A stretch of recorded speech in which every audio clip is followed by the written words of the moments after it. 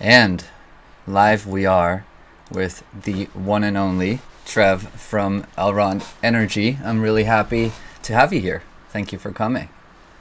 Thanks for having me. Excited. Yes. Well, I always kind of start with, I guess, like how I first chanced upon someone's project. And I've had the privilege of really like only talking to people who I personally found interesting and could sort of select. So I think the first time that I saw anything Elrond Energy was like people sharing these strange like pixel, very old school art things. And I was like, oh, I like that. But then I never got to mint one because I don't think I was in the right servers or something. It was always like a little private cult, and I wasn't privy to it.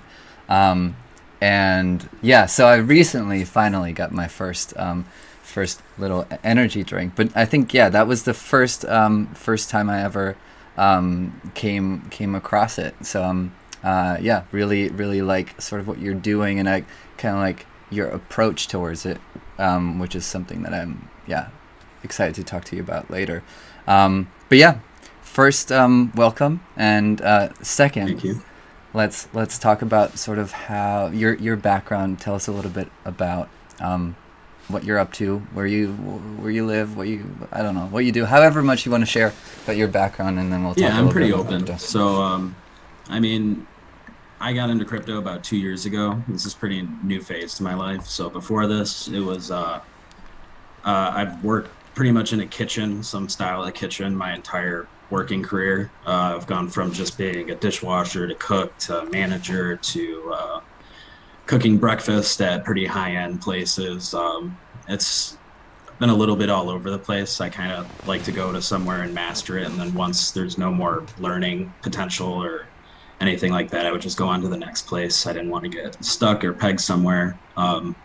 I went to college for a while, looked into like psychology, criminal justice, physical therapy. They were all Very things I different was fields. interested in. Yeah. Yeah, I was interested in a lot of stuff. I'm more of like a jack of all trades type person than to file myself down to one thing. Um, so eventually I just got frustrated and didn't want to spend as much money on college. I ended up, since I was in kitchen work for at least like 6 years at that point, I was like, you know what, let's try culinary school. So I went there, and that's really what progressed me through the ranks and got me to go and work at some pretty cool places, have some fun for a while. Did you go to the place upstate Upstate or in Michigan. in New York? I'm not sure which Oh, I'm culinary. from Michigan. Michigan, gotcha. Okay. So it's more of a it was a community college, but the program I went to was nationally renowned. We produced a lot of like chefs of the year, um, ice whatever it's called, ice carving competitions. Like we had a pretty renowned team on that too. I was more of just into I like cooking really good food. I like doing that. I like serving food to people. A lot of other jobs to me don't seem as necessary where Mm. if everything just kind of went away one day, everybody still needs to eat. So it was something that I was always attracted to. And What's the uh, signature dish you would make for Gordon Ramsay? honestly, I'm good with pretty much anything chicken. I've been forced to cook chicken pretty much my entire career. As I started at a place that was pretty much like a mom and pop chicken store that was a lot of like fried chicken and stuff like that. So um, I like to go a lot more complicated than fried chicken, though. Of course, I'm more of just anything that's sandwiches or grilled or um, pretty much any form of cooking chicken I enjoy. But a dish that I would serve him, honestly, um, I think my favorite thing I've ever made was like a basil pesto styled pressed sandwich. So kind of like a panini, but it wasn't exactly a panini. It was pretty good. I think that I would get a good vote from him on that one, to be honest. Yeah, I mean, I love that show. It's one of my sort of guilty pleasures. Watching Hell's Kitchen is or basically any of the shows. That Yeah, guy. or mass. Yeah. Yeah, that guy really cracks me up. Yeah, so cool. The culinary side. And are you still in that world at the moment? So I kind of once COVID hit, I lost my job where I Mm. was at just because of the demand. And then for like 2 or 3 months, I didn't want to just hop back into some place that would hire me. I wanted to find a good place so that when I go there, I can stay at least for a while and have benefits and at least reliable benefits, ones that are good. I eventually found my way to Costco. So I'm just doing like a lot of food stuff there. Um, it's not like the most exciting job in the world by any means, but it's definitely a good security blanket so that I can take the time out of my day, and working on NFTs or just whatever, reading about crypto or I before I felt a lot more pressed to be constantly uh, trying to find a way to make more money, and Right. now it's a lot more secure. So I'm in an enjoyable spot for sure. So how? I mean, I'm assuming sort of that crypto world really opened up a whole new sort of way for you, and that was during the pandemic that you got into it. If it was 2 years ago. Yeah, so I heard about Bitcoin and Ethereum for a little bit. Like I remember hearing Bitcoin for quite a few years before I ever got into it, and it always just interested me because a lot of people were saying, "Oh, it's a Ponzi scheme" and things like that. The classic things that just people would say without actually looking into it. So, usually when things are like that, it makes me think, well, what's the real story behind it? If people, are saying that, there probably has to be something to it if it's still around. So, eventually the bull run or whatever happened, it was like 2 or 3 years ago, my buddy, he was invested in Bitcoin and he ended up telling me all about it. And I was like, oh, that's really cool. I was happy for him and stuff. And he was telling me a lot about crypto. And I was like, okay, well, it's not just some random asset. Some cryptos are technology that you can use. Mm-hmm. So I asked him where should I start first? Because it seems like if anything, I might be a tad late on Bitcoin. At least that was my perspective back then. So he told me to look into Digibyte. That was the first thing I ever really looked into. Um, and that's pretty much the only other crypto I've been into pretty heavy. I dabbled in ADA a little bit, bought a few other little currencies, but for the most part, I spent all my time in Digibyte, then eventually found my way over to Elrond. And yeah, this is my mainstay now. Don't ever plan on leaving, obviously. So How did you find Elrond? I mean, in the U.S., it's particularly difficult, right?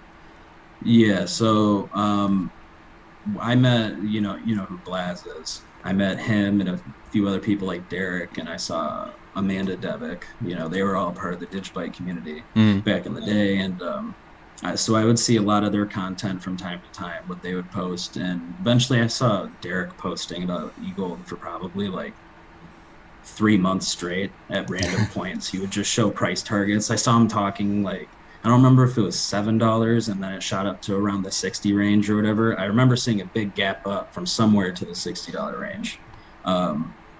I was like, wow, he made a good call. And then eventually it just kept on going for a little bit. And I got frustrated with how, I mean, I don't want to go make it all about Digibyte, but I just got frustrated with what I was invested in and what direction it was going. So I kind of followed suit with a lot of those guys and I eventually migrated all the way over, my entire portfolio into Elrond just because once I used the Meyer app and, I saw what was happening because it was before the DEX was even up yet or anything. I saw everything that was coming. I was like, this is a great opportunity for me to, you know, catch up with being kind of late, if you want to say, to the e-gold scene. So I just hopped all the way in and I saw a bunch of people doing NFT stuff too, which that's how I got started pretty much. So How did you get so? I'm assuming you did some of these. I mean, you must have had some pixel interest at least before you started getting into it. Was that something that you really like learned from scratch for NFTs, or was that something you've always been doing or yeah, following? I mean, I drew a little bit as a kid, but I was never anything. I never had any talent, nothing worth like noting on. I would have like, when you sit in class, sometimes you draw like that really cool mural or whatever while you're bored during class. And that would be like something you're proud of. But um, other than that, sometimes I wasn't really too into making art because I always thought I was bad, but I always enjoyed looking at it. Hmm. Um, and I always would try and pick apart like, oh, what would make this look better or make this song sound better. My brain just kind of works to be picky and just build things. I don't know. So I never really got into pixel art till like before I started Elrond Energy, probably just a couple months. Hmm. Um, I saw, Do you you remember know, what uh, the project that got you into it? I mean, I saw people like Blaz and Amanda again, and a few other independent creators. They started posting stuff, and there was a lot of it was pixel art, and I was like, "Well, this looks really cool." Um, since it's pixel art, it can't be that hard. I thought since it's just simple blocks that it'd be easy. So I ended up I'm not somebody that'll go and hit somebody up in their DMs and annoy them with all the questions that I have. I'd rather just stalk their page and see, like, okay, I see the name of that program in the top corner of that screenshot. So I was just kind of stalking like Blaz and Amanda's page for a little bit, found all like the programs, like seeing how they use the little tools. So I watched a couple streams like that, and then I just started making random things. Like I made if you go, I don't know if it'll show up on my frame it. I think it's like blacklisted or whatever. My old collections, only my verified ones show up on my Mm. profile, I believe. At least I can see it, but I don't know about you guys. I have like a little Pixel Penguins collection and like a couple other like cheesy things that I was just messing with different programs just to see, what would work. Like let's make something cute. Like um, because I saw a bunch of people. This was eMoon days, so a lot of people Yeah. were uploading independent art. So I was like, I got to take my shot at it. But eventually, I was like, if I'm going to do this, I got to do it right. And I don't know how far I'm going to be able to take a specific NFT project, but I'd like to at least have it be something that I could build on for years to come. Hmm. So even if it was just artwork and I would take, whatever 3 months off from making art because nothing came from it, I could just come back and make new ideas, when I have more and I'm more motivated to do it again. But after a couple months of just posting them, started picking up a little bit and I realized the potential behind it. So Did you start on eMoon? I don't even know where you dropped sort of the first collections that you yeah, I made. started on eMoon. Yeah. So it didn't take me too long to get verified. I don't remember exactly how long it was, but I think it was a matter of a couple weeks of just kind of harassing them in the DMs because there was no real form of submitting an application from what I found at least. So I was probably a little bit annoying, but it got the What job month done. was that? Was that like Um, September?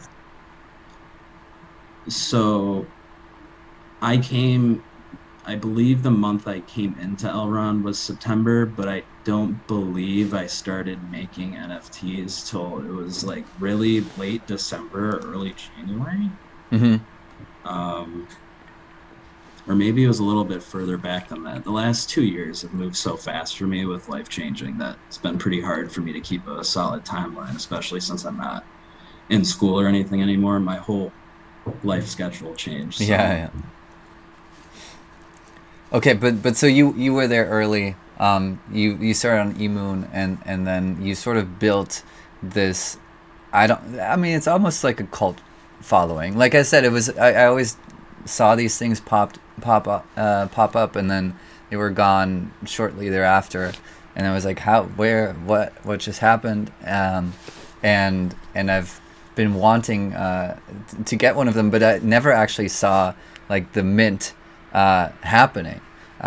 And that's sort of like one of the things that's kind of unique. And I want you to talk a little bit about the idea behind sort of the Elrond Energy project is that is very, very limited, obviously, every time you do a drop. And then it's also often taking like another project and sort of integrating it into the specific look that you have and like sort of giving it exposure through your platform, but then also like bringing in people from that project. So I'm really curious what, first of all, Elrond Energy, why did you think Elrond needed an energy drink? And secondly, sort of talk about sort of the vision that you have for the project. so initially, I came up with. I mean, I don't want to take like 100% credit negative for the phrase Elrond Energy, because it may have like I may have gotten it mixed with somebody else that posted it on Twitter or whatever. But I eventually just started saying like, no, that's got Elrond Energy or something. Because when I dropped into this community, I've never seen so many people so enthusiastic and positive Mm. about something. Where in a lot of other places, I see a lot more arguing. Where I mean, it still exists here. Obviously, it does everywhere, but it's a lot more forward thinking and progression focused. So to me, that's kind of what's got like that's what Elrond Energy is it's more about like we're past the point of like I hear a lot of project leaders talking about how it's not about like trying to point out that Elrond's better than Ethereum or it's better than ADA. It's about like how can we make all of those work together. You know, it's a lot less tribalism and more about just building a community and something that's decentralized and something that we can all benefit from. But so I had that phrase in mind for a while I was planning on making an NFT project. So I was like, that'd be a good name. Um, I just don't know what I'd make it, you know? So at first I was thinking like, I don't know, batteries or generators, something that's energy based. But Hmm. eventually I was thinking, you know, I see a ton of like apes or ducks or just animal based projects or character based PFP, you know. So I wanted to do something that was different than that, but you know, could still be used as a PFP, I guess. But and I was like, I guess Elrond Energy drinks, it flows, you know, and you know, dropping into the Elrond community, you know, on a positive day, you can get a rush of energy. So it's like having an energy drink type thing. So I thought there was levels of play into it. I thought for a little bit longer, just kind of, I thought maybe that's a dumb name or whatever, but eventually I just thought, let's pull the trigger. And I made like, I don't know, just a couple of flavors at first and showed some people and got some positive encouragement. So um, I just kept going with it. But like I said, when I first started, I wanted to think longevity wise, something that could last for a while. So if it was something that would pick up, it would be something that I could build with rather than me trying to figure out a way how to build on it, I guess is the best way to put it. Like it's something that could easily be incorporated into other people's projects and not necessarily require me to have 5 years of tech experience in order to build a game or to build Right. some type of infrastructure or smart contract. Because at the end of the day, I'm an independent artist. And I make art. I'm not the most experienced tech wise, but I'm learning that as I go because I want to make it Elrond Energy as versatile as possible, incorporate it into as many projects as possible. Like we're partnered with Natural Born Degens, and one of the ways that that it's great for me as a project is I can incorporate collaboration pieces like that into my collection and then them also have a special utility in their collection. So each project that I partner with is going to do it a little bit differently, but the way that I have it here is I made 22 flavors for their collection. It's based off of my original OG collection, Energy Dash 266A8, well, 8A8, yeah. And but they're going to That's the use token those. identifier, or Yes. yeah. Hmm. Yeah, the token identifier. Yeah. I think that's a I have a complicated couple. name. Yeah, It yeah. doesn't exactly Um, roll off the tongue. no, Yeah. no. Um, so yeah, the way it would work with them is instead of it being like 20 exclusive NFTs that my somebody that's a fan of my project or their project could get their hands on, those NFTs are going to be plugged into smart contracts, Hmm. and we're going to handle an entire, you know, economic model and utility based off of that. Where, um, you know, with other projects, what I'd like to do is I'm going to be releasing another set of drinks in the future that I would like to eventually have people that are holding those drinks, they'd be considered holders of my collection, but then I'd register those specific drinks to have rewards generated from the project that it's emulating. Hmm. Hmm. So I want to be able to layer in a bunch of different projects that benefit, you know, either specific NFTs or even grant access from holders of my project to certain parts of the other project's community, or a whitelist to a mint, or um, there's a lot of little ways to go about it. It's going to get easier as I grow and have a little bit more leverage, but for now, it's mainly concentrating on just trying to find projects to partner with that I can either just ask for advice, do collaborative art to incorporate into my project, or we go out of our own way and create custom art pieces for my holders or their holders. I'm trying to stay as much on top of the art as possible because that's what got me here in the first place. But Mm. I'm definitely taking the time to um, find collaborations and partnerships that directly instill more value into my collection, but can also bring some to theirs. What was the Instead, was that the idea from the outset always for you to have like sort of like one growing collection with a bunch of collaborations, or did you? I mean, how green were you basically? Is the question going into it? Were you like, all right, I'll make some energy drinks and see if anybody buys them, or was there always this sort of thought to have a bunch of people contribute different ideas and whatever to that collection? And that's totally like totally fine. Like if an idea grows like that and grows through collaboration, I think that's a really valuable thing too. I'm just curious, like what was the initial thought that you had when starting the collection? when I first started it, I just wanted, I've always been I've always wanted to put out something of my own that other people would enjoy. So at first it was just kind of a way to, I don't know, have some art therapy, make something that I enjoy and put it up. And if somebody thought it was cool enough to buy it, be like, oh, that's awesome. Mm. But um, I didn't have like any expectations of it really going anywhere. It was just more of like a hobby that I was going to start doing while I'm scrolling on Twitter and interacting with people. But um, at least when I started pixeling, but once it was just I settled on the energy drinks, I thought to myself, all right, I'll just make a few of these and give up if they don't hit. But if they do, then I'll just keep going with it as far as I can take it. Um, I didn't want to overcommit and like have this big dream that, oh, this is how it's going to be and they're going to be huge and I can make a generative project and sell out 10K. I didn't want to make it any big thing because everything else that I've done in my life that I've tried to do, I overcommitted too soon. So this time I was just like, I could really see myself enjoying this, but I don't want to force it. So it's just a matter of consistency and making art.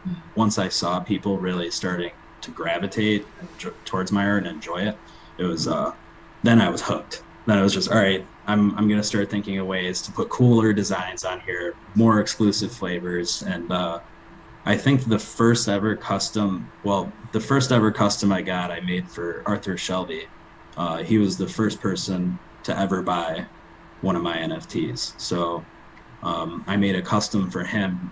I was thinking like, what can I do that's special for him, just as a huge thank you. And he said like, well, I mean, I'm an artist too. You could throw my logo on a can, and that's pretty much like his idea right there. Spawned, okay, I can throw collaborations like their logo right in the center of that Elrond logo, and it actually looks pretty cool. So then from there, I got asked by the head of validators to do a custom for them.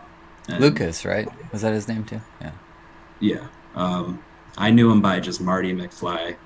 Crypto on Twitter. That's all. He never gave me a name or anything like that. That's how I always knew him. So, he ended up telling me like, hey, I really love these drinks. I know you just started. I was wondering if I could get, a model of one of my validators put on there, if we could work something out. And I was like, well, yeah, totally. Why? I mean, of course, So after that, he had a lot of encouraging words. So I was like, okay, so that's my sign. Like, buckle up, start making a lot more art. Be vocal on Twitter, start getting the word out. And, I just slowly built. I don't want to overextend, like I said before. And I don't feel rushed by any means. So I've just been taking it slow, trying to grow at a mature pace and not overpromise or under deliver, you know. I mean, one of the things that I really love about your collection, and also the reason I like that it's one collection, one big collection, sort of like a history book of Elrond at this point, right? Like, I mean, you've collaborated with a lot of very very well known projects at this point, and I'm sure there's more to come. But there's this feel like, okay, well, you see the Shelby stuff, you see the validator stuff, you see the degen stuff, you see Caritha on there. You have like um, all these big projects that have really grown into something huge, and every collection has their little place in your collection. I think it's a really nice way of sort of keeping little mementos, little, like, homages to all these different things. So I think it's really yeah, really a sort of a beautiful evolving thing. It's sort of, it's generative in a different sense. It's not like, having different parts and putting them together, but more of showing sort of the different generations of art projects or NFT projects on Elrond. I think that's a really cool thing. So that's yeah. I'm really glad there's something to document it in such a cool way, as you do. So yeah, props Thank to you. you. Yeah.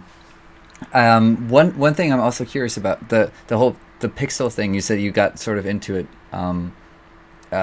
very shortly before you even started making pixel art, and between art and utility, we were also like, you were also saying that there wasn't that much. There's art projects and there's utility projects, and there's like this like mingling of the two in the NFT space a lot. Do you miss like having pure art projects? Do you think that takes something away from always having to provide utility, or is that something that you think has to be embraced in this sort of environment? Um,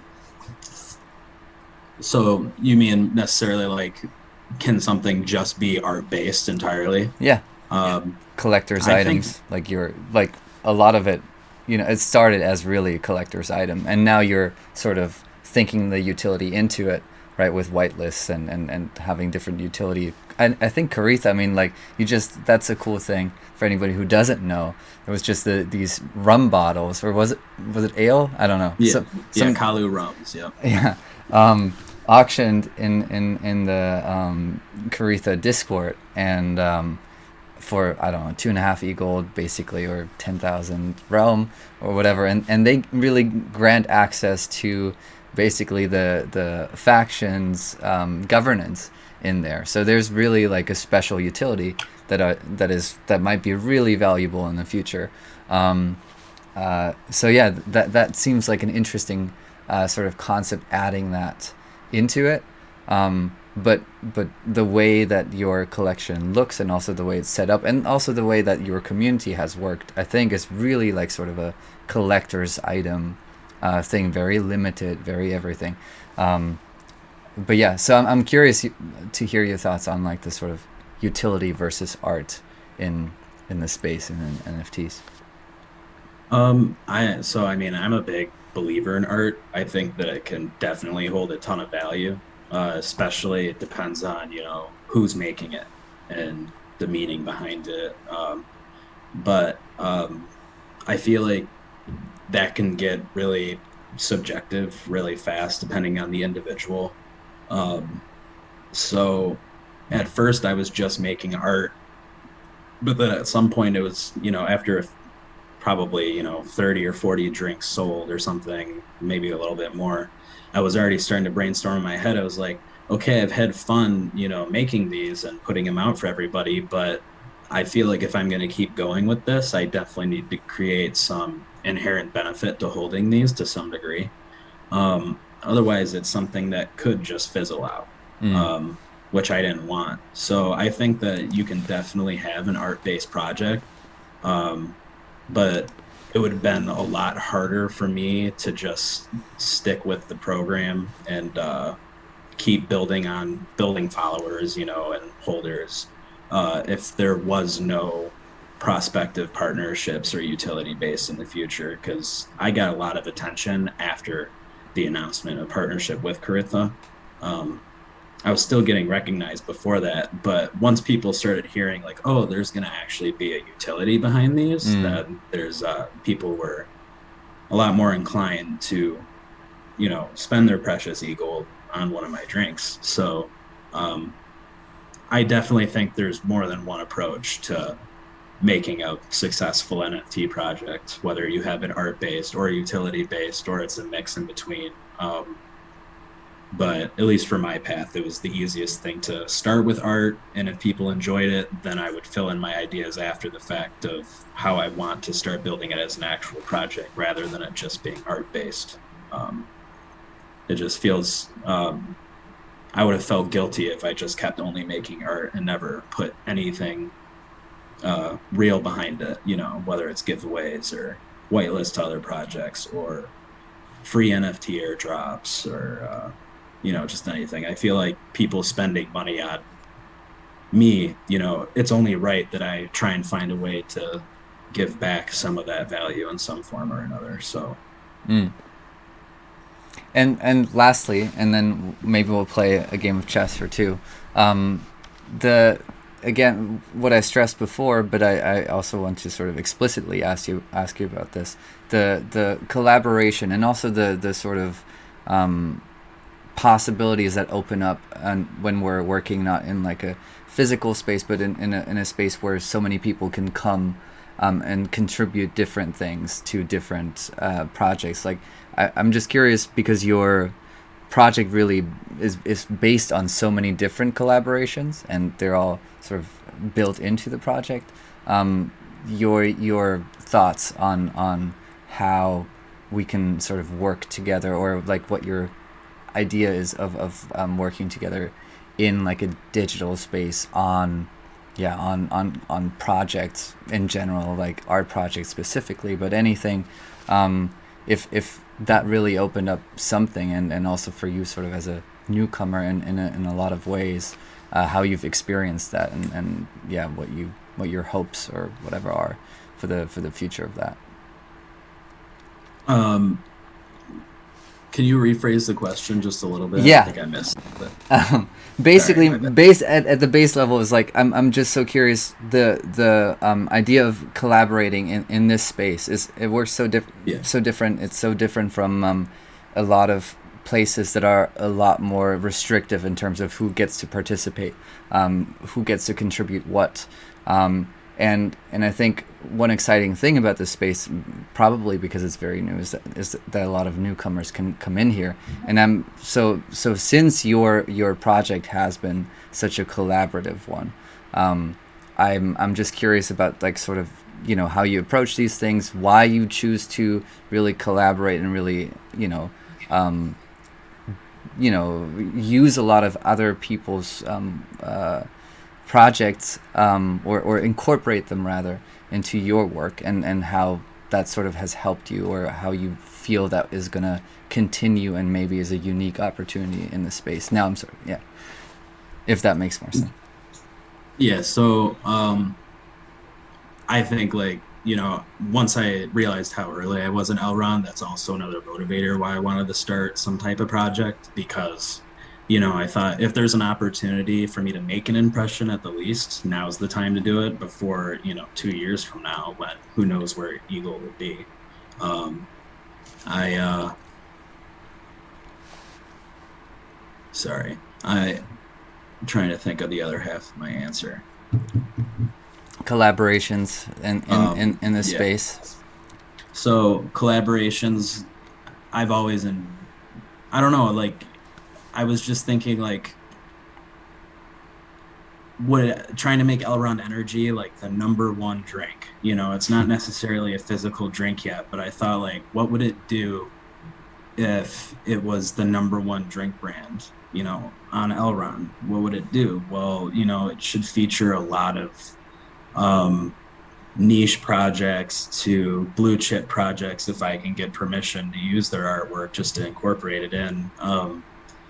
I just thought, like any type, with Gatorades, or something like that, you see the top players in the NFL or NBA, they're signing and they have their image on that type of stuff. So I thought that the NFT world of things, with how, what a wide array of possibilities and selections you have for what art you can choose to buy on here. I thought that was a great opportunity to be able to incorporate that into there, because instead of it just being a couple different people, it would be like, oh, well, this is my favorite NFT project, and this happens, there's their logo, or uh, even I could do a custom order and get your NFT on there, so it's more, I was just trying to make it so it, my brand would reflect other people's brands with the other brand's permission, of course. I would never just go and publish something or mint it and then not have, verbal and text confirmation from another project to do so. But yeah, to just have it reflect a bunch of different brands, projects, nostalgic things. I do a lot of collabs, but I also, I've done like elementals and like steampunk and CryptoPunk. Yeah. I'm just trying to make like the ultimate selection. So at least one drink out of the entire collection, you'd be like, okay, I want that one. So, but collabs are definitely, I think, the most fun way to do things, because it could just be a part of my collection. And, depending on who I'm collabing with, it could definitely bring some attention my way. Or if they like it that much, they'll end up trying to work with me and incorporate it into their project. I would love to do more than just have collaborations visually. I'd like to be able to partner up, or at least have strategic partnerships with a lot of projects. But I can't just go and do it with everybody. I have to take my time and make sure all of them are built correctly, because I don't want to just have like, 40 partnerships and then I have to do all this work at once. Right. It's definitely something to take my time and scale. I partnered with Natural Born Degens and Creed the First. Those are my top priorities for sure. In the sense of trying to get that utility and have the economics built. But as that keeps getting more and more built and the vision becomes more clear on what can be allowed in both those universes, I'm just going to keep on trying and growing and expanding. I think the collabs are definitely the most fun way to do things for sure, because it's reflecting more than just one project. So even if it doesn't have a utility for the project it's reflecting, a holder of that project will probably want the drink at least. Be like, oh, that's cool, Yeah. It's just different ways to catch people's eye, I guess. So For sure. Want to play a game of chess, and then I'll ask you some more questions? yeah, that sounds good. I will try and Let me find pull my it up. screen. Untimed this time. I hope that will make things less stressful. One There we thing, go. I think you saw it on Twitter already, but people, the Elrond Energy song has been making waves in the past couple of weeks on the Twitter. So I want to know, what can you tell us about that song? Did that you talked about how the name Elrond Energy even came about, but obviously Blaz is taking that to another level, and Greg is also having fun with it. Do you have any idea why that isn't charting yet? Honestly, I think it's just a matter of time and exposure. I think we're a little bit early. It's only been out a week and a half or so, and we don't have any major labels that are promoting our stuff. So we're just stuck on the grind of starting from the bottom, So, Yeah. Give it a year or two. I'm sure we'll be at least top 40, somewhere in there. We'll be on some radio stations, I'm sure. That's a slow build, but that's nice, slow and steady. Did you find the game? Because it's I think you should be the first person to move here. See, it's not Should I? Let not me. let me click on anything at least. That guy. Click rematch. Yeah, do that if you can. Or I'll challenge you again. Let me see. 1 sec. Top right should show you a little challenge. There we go. Should be good now. All right, we're going. Last time you said you played chess, you lost to some 5-year-old. Sounds like He was 6. He was 6. So. He was 6. Oh. Yeah, he was my cousin. But I mean, that kid's like a little genius, anyways. So he knows a lot about just overall chess strategy. I mean, his dad was pretty obsessed with getting him good at chess from a young age. So he explained to me how I lost after, and I took it with pride for sure. That kind of kid. I mean, I think I've had several experiences like that where I used to go to the Marshall in New York, which is the second oldest chess club in the United States. Don't do that. Take that back. I don't want your queen. I'll go here. But you know, there's so many like insanely good kids, where you know, like I played some of them, and you know they always want to play like really fast time controls because they get bored after 2 moves. Where you're like, oh man, what is this move? I can't figure it out. And they're like, they've already figured everything out, and now they're like picking their noses and doing other stuff. So they always want to play like 3-minute games. But yeah, I mean, it's a very common thing. And to get really good in chess, you also need to start pretty early, or else you're sort of always playing catch up. I think. Yeah, I mean, I played chess a little bit. I was a few times as a kid, you know, I'd go over to my friend's house and play a chessboard. But honestly, the biggest learning experience I probably ever had was when my cousin was like 6 years old. I'm into some card games. There's one that I play called Euchre, but it's not, that's like strictly based out of Michigan. If you aren't from Michigan, you don't know what that card game is. How does it work? What is it similar to? That's a good question. So, let me see. I don't know. I guess it's kind of like a game of, you would describe it almost like you can count the cards almost like blackjack in a way. Mm-hmm. But you have a teammate and you guys play a series of 5 hands, and they're called tricks. So there's 5 tricks, and you get to choose what suit is trumped that round.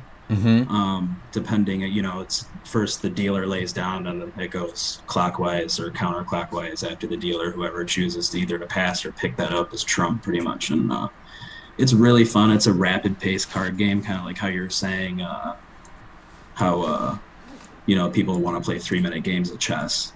Yeah. I mean, there's times you'll see like full hands. Trying to figure out how to save myself here. I'm not sure. Yeah, I'm also not sure. I'm just gonna do that. I'm taking the risk. Yeah, tell me more about the game. So it's definitely a really fun card game. I mean, you can go through one trick. You're supposed to get up to a score of 10. So there's, you know, it could be 10 hands, or it can be even less hands, depending on how you win the game, or those individual hands determines how many points you get. Mm-hmm.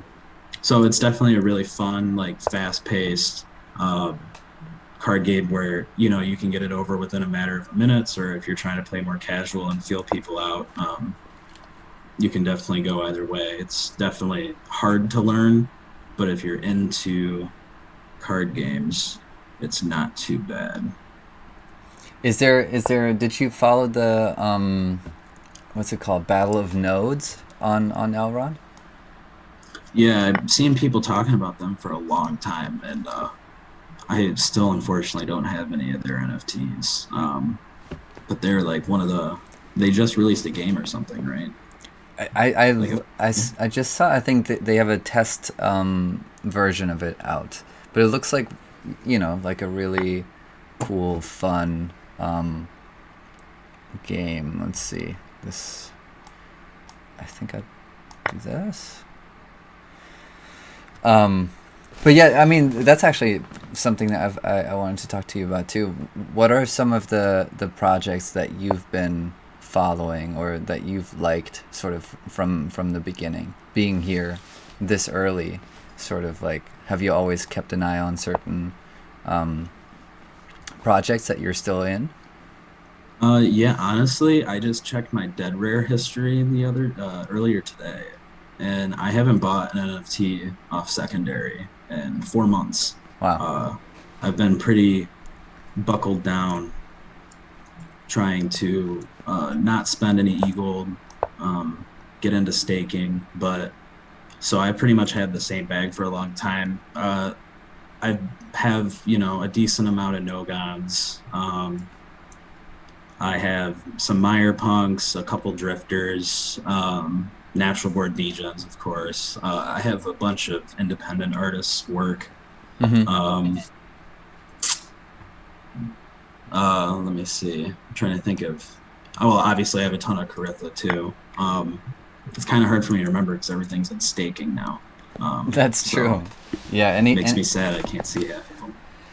that's really a thing where some projects have figured out a way to let you keep your NFTs in your wallet while they're still being staked, right? That seems sort of like a user friendly way, let's say, of organizing that, where it's for the Faceless Many, I think is the first one that comes to mind for me, where you earn those rev points that are actually pretty interesting in terms of utility as well, where you can literally buy.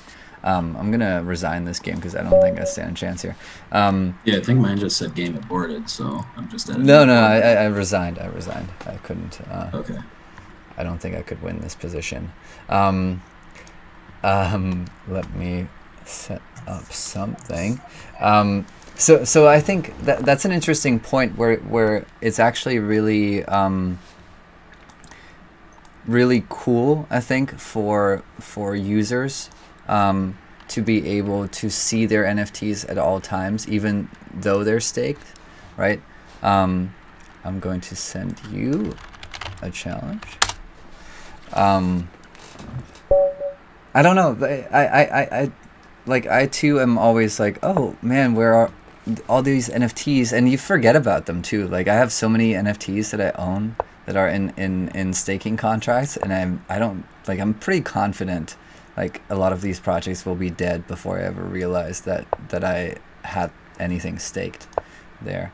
So I think there's a lot of value actually to having them, to letting you keep stuff in your wallet. What do you think? Yeah, honestly, that's my favorite way to do things. I've been a big fan of the beginning where it's like instead of having to stake your NFTs, like there's been projects that are giving you, just for holding their NFT, that they'll give you the currency, whether it's LK Max or their EDST token. Yeah. Because once that NFT leaves my wallet, sometimes I forget it exists for a couple weeks.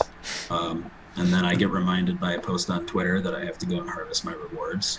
And then I realize that I still own those NFTs. And so it's pretty much like I'm on a 2-week cycle. I'm so busy doing other things now that I don't ever harvest my rewards or do anything for probably, every week and a half is when I go into the DEX or go and harvest my MGMI Yeah. uh, from the stables. There we go. It's blanket on the word for a sec.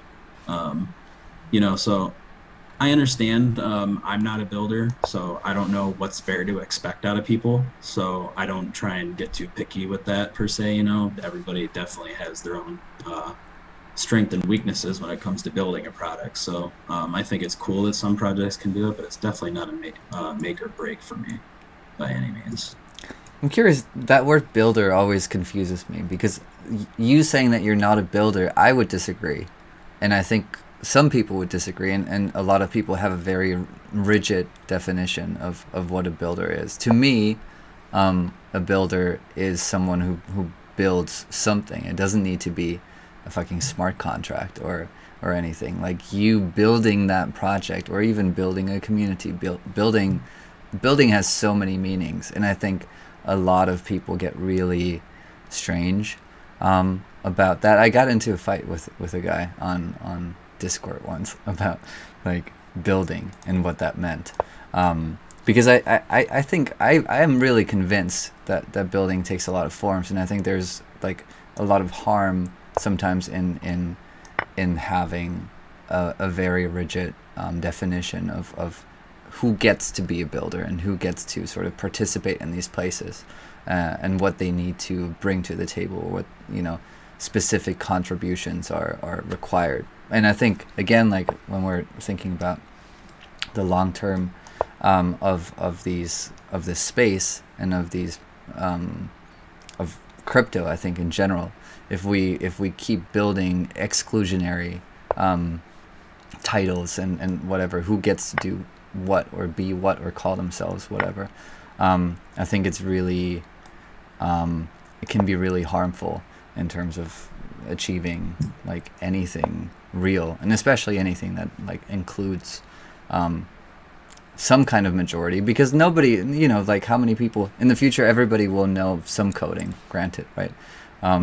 But I don't think enough people will be that interested in coding, and I think a lot of that will be done by machines themselves anyway. So to say that a builder is X, and if you can't code a smart contract, you're not a builder or something, I think that's a really, I don't want to use the word toxic, but that's what this sort of concept where it's like, why can't I be a builder just because I don't know like how to send something automatically to someone's wallet doesn't mean I don't know how to build something valuable for someone. I don't know. That was a rant. I apologize. No, I can agree with you. I guess I'm a little I would say too literal, or too I have it down to too fine of a point. Like you're saying, it doesn't necessarily, you don't have to be a smart contract builder, developer or anything like that to be a builder. I definitely agree with that. I never really thought about it that angle before. So yeah, no, I agree for sure. Yeah. I mean, it's one thing, and this is also something that I think is really cool about your sort of story, was like you got to do a bunch of, oh, I forgot about that. A bunch of, you pre-moved that, and that was ruthless. A bunch of cool stuff in the space. One, because you were early. Two, because you're talented and you know how to build stuff. I'm just calling it building stuff.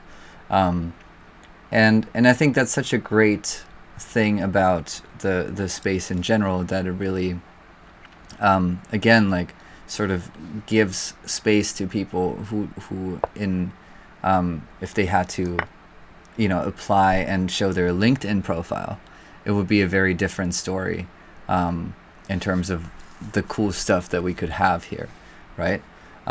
It would be way more corporate. It would be way more money focused. It would be a lot of things. And I know, and again, this is why I think these sort of collaborations and that approach is so cool, because it's really about, like the idea of bringing people together through some shared interest, and building something with other people, rather than just like doing your own thing or trying to make it on your own or whatever. Like this idea of collaboration is, I think, such a novel, or not novel, but like such a new opportunity to seize again in a space that is sort of new, and where the rules haven't been set, and where newcomers still sort of like can come in and do cool stuff. Yeah, when I noticed how inclusive and open, the Elrond community was, I definitely felt the nudge to. Why did it say my game was just aborted? Oh no. Okay, we're back. You're back. I don't know what that was. Okay. Yeah, once I realized how kind this community really was. Um, I just I dived in head first just because I don't think I would have done that anywhere else either. Anywhere else, like I said, I've been in crypto, things weren't necessarily as positively geared. Mm. And I'm at that point where I'm just not in the mood to argue or um, battle with anybody anymore. It's just more about like, I want to put out content. If people liked it, then that's good. So, yeah, definitely right when sorry, that's my dog. If you heard him. Did. Yeah, once I realized like that, it's okay to post content here, I just kept posting. Um, I think that we truly got something special in this community, unlike anywhere else, at least that I've uh, ever experienced.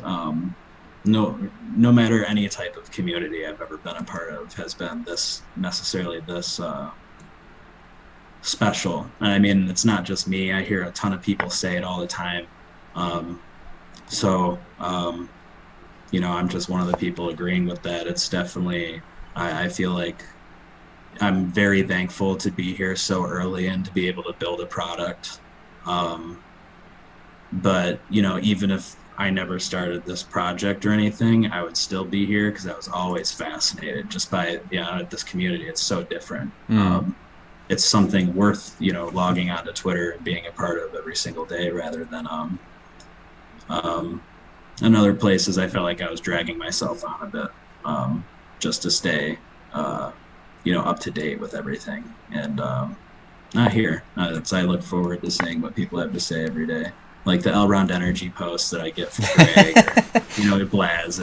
It's always some type of weird, figurative argument or something that's going on. Just something fun to lighten the mood. It's not all about posting TA and we're going to moon this or we're going to go down here. I like that there's a whole lot more, even though that we're in a bear market. Mm. The people that are here and truly here to stay, they didn't really change demeanor or anything. If anything, they've just started working harder. And I think that's really cool. When I was in Digibyte, whenever things went down, I would just see a bunch of people stop talking as much, which I mean, that happens here, but there's a lot more going on here. So it's a motivator to stay too, because you see a lot of your peers still building, even when times are tough. Yeah. So to me, it's a form of accountability, but also it's just, I don't know, it's cool to see so many people sticking to it and loving this community so much that, aren't just here for a quick buck, but because they love Elrond, they love crypto, they love helping other people. It's got Elrond Energy, so. For sure. I mean, I saw Pippi, I think, Westwood post something to that effect, and I've felt the same sort of like almost relief. Like there was the entire like rally and the whole hype in like January, February obviously brought in a lot of people, and that's a good thing. But also it does something to sort of like the way the space feels. And now really you can see who is here for the long run and who was trying to make a quick buck off of a great product. So yeah, I'm also, I don't know, I'm somewhat grateful for the I don't know, for the time that we get to spend here while nobody else cares, right? Yeah. And I think that is something, and you'll truly see, and you see this on Twitter all the time, but there's some truth to it. There's also a lot of hopium to it, like where it's like, oh, now is when all the millionaires and billionaires are minted, right? But the sort of commitment and the sort of like staying with something that you believe in through tough times is, I think, really a valuable thing. I just saw that Andu, by the way, shout out, if you don't know that Pixel project, checking out Elrond Birds is really something that I can recommend. These people are so talented, very young, and very talented, and super active. Andy wanted to know when you minted your first NFT. So do you mean the first one I've made or just like the first NFT I ever bought? Answer both, I guess, to be So safe here.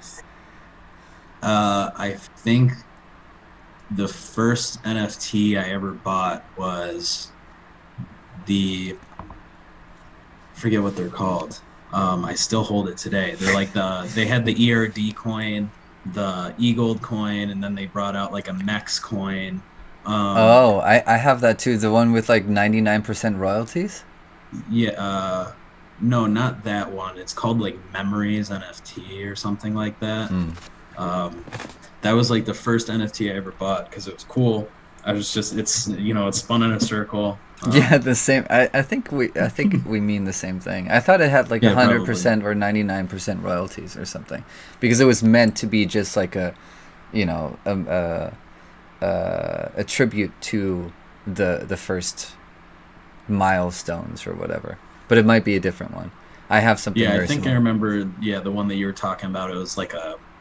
I think they put that on eMoon. Yeah, for like Um, 0.01. I know it was very, very yeah, cheap, whatever. I think it was definitely one of the, maybe it was the first one I bought too. I thought the first one was this panda thing that I posted about, but that might have actually been my first one. Because I was like, at that point, I mean, Eagle was at what, like $400 or something, 300 and something. It's like, damn, like people really pay like one Eagle for these things. That seemed crazy to yeah, me. Um, yeah. so yeah, I think I may have gone with like a .01 or something as well for my first. Do you remember how much you paid for that one? It was point 0.7, so it was like Wow, a pretty damn. hefty purchase for my first NFT. Definitely a Um, different project then. Yeah. yeah, I checked the floor price, and I mean, there's some of them. The one that I have, there's some listed for like three something E gold on Frame It. So it's like, okay, well, All right. they're still around. Not a bad first investment by any means. So, um, I mean, so I guess the first flavor I ever made, I think it was just blue raspberry. Really simple. Um, I s- I still believe that my buddy Justin holds that one, that he still has blue raspberry. I'm not sure if he sold it because I know he started going on a green kick. He wanted all green flavors. So I love that collector's spirit. Like that people really there's people out there who want all the green, who want all the rainbows or whatever weird item, all the puffer jackets, whatever it may be on a given day. I love that collector's spirit. And it's so meaningful, especially for a collection like yours, where it's like really has these unique traits. And also one thing that I wanted to point out, which is something that I only realized talking to you about, secret things that we can't talk about, but the you all of your NFTs are one of ones, like because they sometimes look like they could be generative art, right? But you make every single one is a custom NFT. yeah, so I have my original collection, uh, the one with the 266. That one is all one of ones. I've sprung off and made a couple separate collections for SFTs because, like, for Founding Eight, I worked with them just to produce, a Founding Eight version SFT to airdrop to all their holders. And I also made like a 3D edition because I was doing that for a bunch of my holders. They could submit one of their drinks to have pretty much plugged into Blender and have the shade, like depending on the shades of the pixels, it would elevate them accordingly. So the lighter, the higher it would be, the darker, the lower. It was pretty cool. Um, I would definitely want to mess with that type of stuff more. Mm-hmm. I don't think that type of stuff's happening too often. Um, but yeah, I always wanted to do 101s. From the beginning, I got the idea pretty quick that generative projects, like unless you have some like solid plan that's already in place, like you already had this vision of designing this company, but then NFTs came along and you realize this is a way that you could find liquidity and to make it happen. That's kind of what I was leaning towards, like in the sense that's what generative is in general. It's super. official. And the second that an NFT is available off that mint, like I feel like you have to be on top of everything. You have to have your whole entire list of, you have certain people that are modding your Discord, and then you have people that are doing the public relations side of it, and you're the lead of the project, so you're trying to coordinate with artists and your public speakers to make sure, like, okay, you can talk about this content but don't talk about that content, and like you can hint that this is where we want to go with it.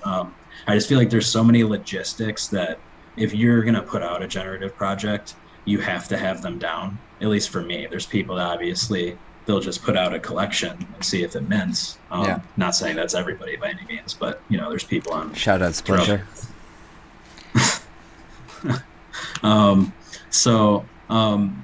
For me, yeah, it was more like, if I can't ever find a way to make this like at least this was my thought early on, was if I can't ever find a way to make this have value in itself, that's generated like through passive income, if I somehow incorporated whatever my royalties would be in the future to redistribute to holders or whatever, I'd want it to at least be art that's worth holding, something that you buy it because you enjoy it.